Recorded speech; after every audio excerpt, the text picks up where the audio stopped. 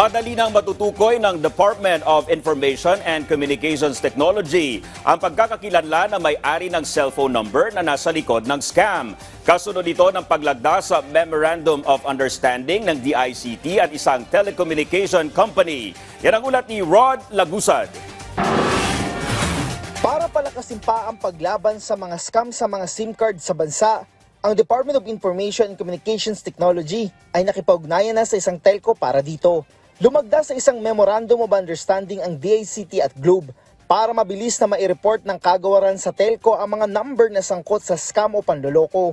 Ayon kay Secretary Henry Aguda, kasunod ng SIM Registration Act, may database na para sa mga SIM card.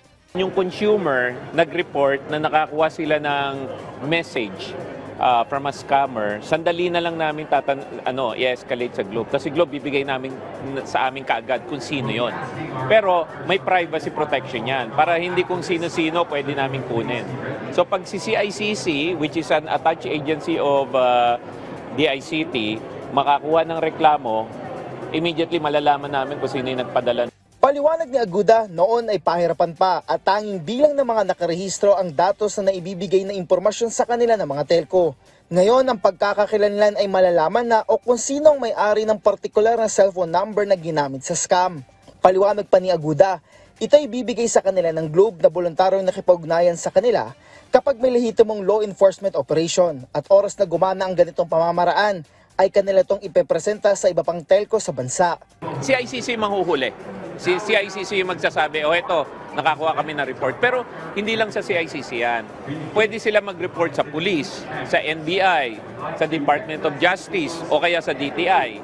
Tapos, kami yung sa CICC ang coordinate ng mga yan. Tapos sasabihin namin kay Telco. Kasama rin namin dyan si NTC. Ayon naman sa presidente at CEO ng Globe na si Carl Cruz, tungkulin nila ang proteksyonan ng publiko.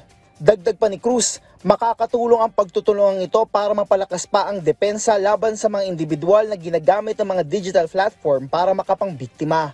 Magtatagal hanggang 2 taon ang MOU na maaaring ma-renew kung saan kabilang sa napagkasundoan ay ang regular na pag-review dito para sa mas epektibong pagtugon sa patuloy na nagbabagong mga digital threat.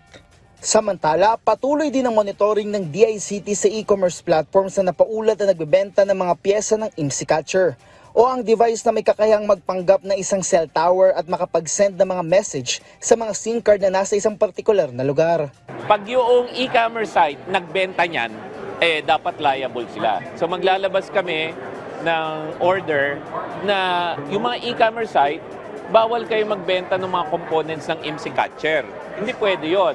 Baga, para ka nagbebenta ng drugs niyan, bawal yun eh.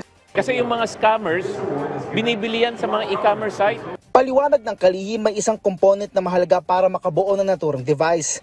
Anya, maglalabas sila ng listahan ng mga component o bahagi ng IMSI Catcher na hindi maaaring maibenta. Rod Lagusad, para sa Pambansang TV sa Bagong Pilipinas.